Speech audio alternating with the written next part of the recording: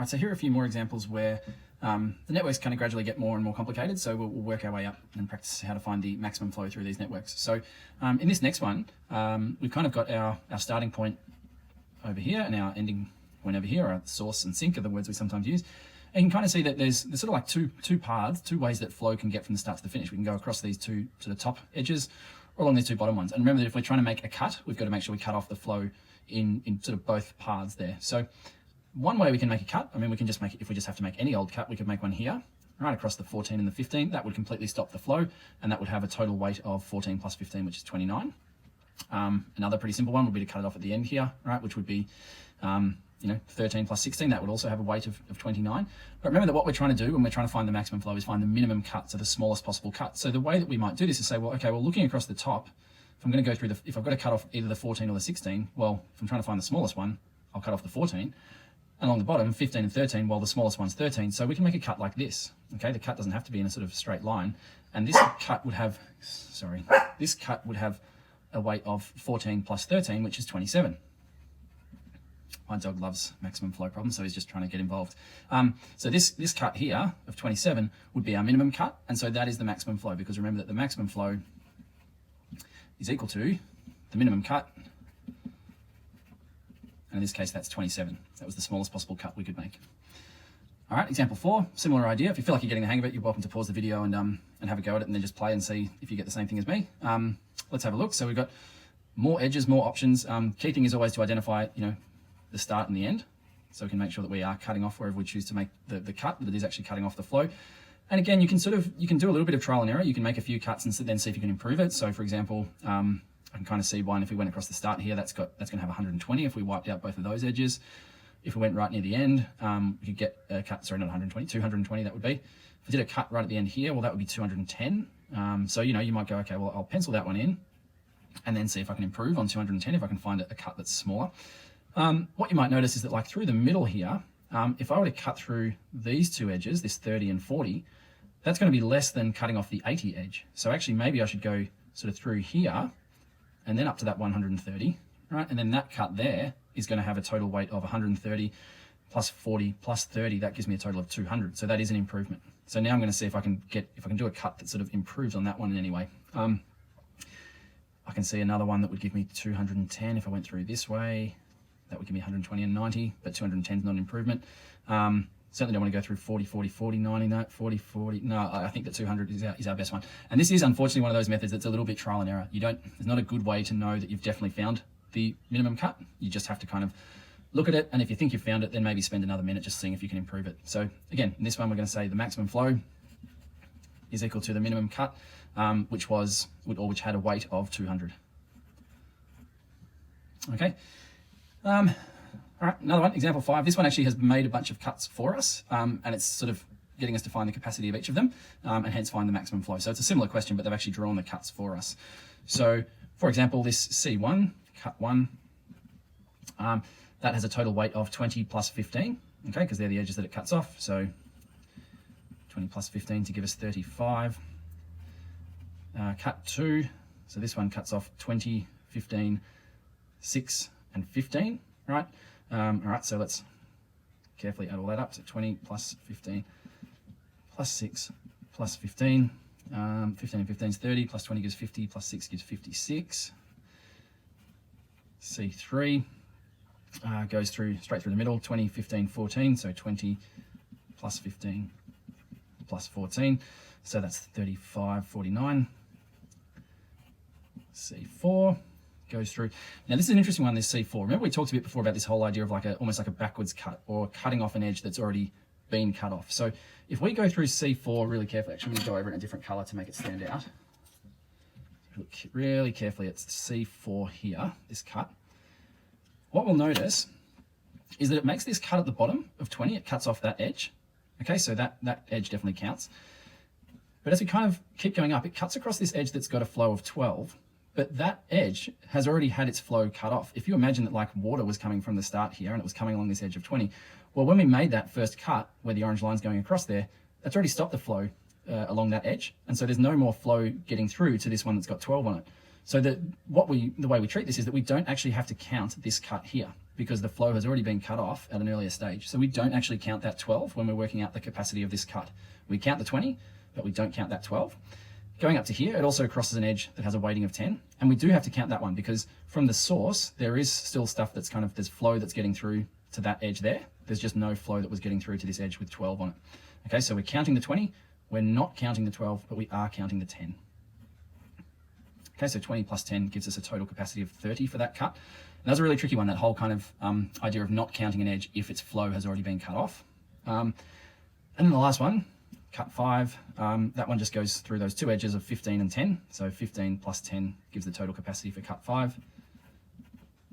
And that equals 25. And so remember that the whole idea is to find the maximum flow, we want the minimum cut, and of all those, the smallest cut was 25. So the maximum flow would equal 25. All right. Example 6, another one. This time we're talking about maximum amount of water that can flow through each pipe in a network. And we're asked to find the maximum flow of water through this network of pipes. So we've got our start, we've got our finish, and it's up to us to just find the minimum cut. Now, there's a bit of a trick to this one, and you might be able to see it yourself, but if we look kind of at these edges near the start, we've got an 11 and a 7 and a 6. So I guess a good one to think if we're trying to make the minimum cut would be to cut through this 6, right? So I'm going to start drawing a cut there. Now, I could go straight up through the 11, okay? But what I might notice is that now that I've cut off this 6, there's no more flow that can get to this edge of 12. So if we continue this line across the 12 there, we're not going to have to count that 12. And that's kind of good because if we're trying to find the minimum cut, we want to make, I guess, as few or cut as few edges as possible. And this one actually won't count because the flow has already stopped. If you imagine this water's trying to get through here, can get there. It's trying to get through here, but then we make this cut. So we've cut off the water. It's like blocked here, can't get through. So if there's no water getting through to here, then no water can be going along this edge that way. Okay, so we've already cut off the supply. So that 12 is not going to count for this cut. And now my job would just be to go, okay, well, I still need to cut the flow across the top here.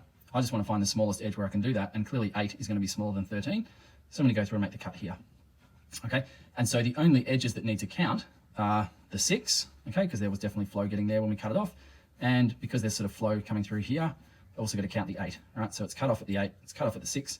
So the minimum cut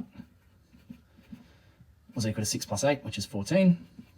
And therefore the maximum flow equals 14. Now the question didn't give us units, but you can imagine that might be like 14 litres per minute or something like that, okay, because it's the flow of water through the network. Okay, last example, it's a bit of a messy looking one, not the greatest diagram, but this just says for the network above, which of the cuts shown does not enable us to measure a flow from A to Z? So if A was the starting point, so start, and Z was the finish, which one of these cuts, it's essentially asking which one of these cuts is not really a cut, like which one of these dotted lines, if we were to cut the flow of those edges, which one actually is still letting flow get through. And if you look carefully at it, like cut A, and it's a very hard diagram to read, but cut A doesn't actually completely cut off the flow from start to finish. It cuts off quite a lot of the flow, but if we made that cut, we can still go from the start and actually get through to the finish. So cut A is actually not a proper cut in this one, and so that's the one that does not enable us to measure flow from A to Z. And in this last example, this one's from a past exam actually. So this question says stormwater enters a network of pipes at either Dunlop North, source 1, or Dunlop South, source 2, and flows into the ocean at either outlet 1 or outlet 2. So we've got this network with pipes being represented by straight lines with arrows that tell us the direction of the flow of the water. The numbers next to the arrows represent the maximum rate in kilolitres per minute at which storm water can flow through each pipe. And then it says determine the maximum rate in kilolitres per minute at which water can flow from these pipes into the ocean at outlet 1 and outlet 2. And so reading this carefully, and I misread the question the first time, actually, it's sort of, we actually have to treat each outlet separately, even though it's probably not labeled super clearly that way or written super clearly, but that's okay. So essentially what we're going to do is kind of answer two questions. We have to find the maximum flow to outlet 1 and then the maximum flow to outlet 2, and we have to do each of them separately. So same logic as before, we're just trying to make the minimum possible cut, that will stop the flow completely to outlet 1 and then do the same thing for outlet 2. So looking at outlet 1, you can kind of see that really it's only source 1, I guess water from source 1 that can make it into outlet 1, just because of the directions of all the arrows here. And so we're just going to find the minimum cut. This one here, for example, would cut 400 and 300, so that would give us a total of 700. And then we can kind of see if we can try to improve that. So we've got another sort of 300 and 400 there. We could kind of go through here and go 300, 100, 300, but that's going to give us the same total anyway. So there's actually a few different ways we can make a cut of 700, but no fewer. There's no other cut that would sort of improve that. So for outlet 1,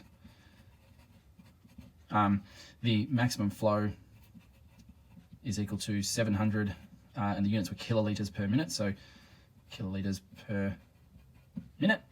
And now we just have to do the same thing for outlet 2. So looking at outlet 2, we've got to be mindful that water from source 1 can actually come down to end up at outlet 2, as well as all the water coming from source 2 as well. So there's kind of, to stop the flow to outlet 2, we've got to cut off flow from both sources. Okay, so there's, as you can tell from the network, there's quite a few different ways that we might have to do that. Or there's a few ways we can do that. We're going to try to do it using the minimum total capacity. So one way, for example, might be to cut through, we've got hundreds at the bottom, so we might cut through sort of here, for example, 200, 500, 100. That would cut off all flow to outlet 2. That would be a cut of 200 plus 500 plus 100. That makes a total of 800. Right, and then we just see if we can improve it. And in actual fact, if we kind of look at this edge here, and I guess one of the benefits if we were potentially looking at cutting off this edge is that that cuts off sort of a fair bit of the rest of the flow there. We can cut off sort of 200, and then through this 100 and 300 and 100. So if we made that cut there, we get 200 plus 100, which makes 300, plus another 300 makes 600, plus another 100 makes 700. So we actually have improved that. So 800 is no longer our minimum cut. We've actually managed to make a cut of 700, and that cut would definitely stop all the flow being able to get through to outlet 2. And that actually is the minimum cut. So for outlet 2, the maximum flow, coincidentally, is also 700 kiloliters per minute. And so a pretty tricky one to finish on, because it kind of had this sort of 2 questions within one network. But through all the examples we've done in this video, I hope you're really kind of getting that point that to find the maximum flow through a network, what we're looking for is the minimum cut. So minimum cut equals maximum flow.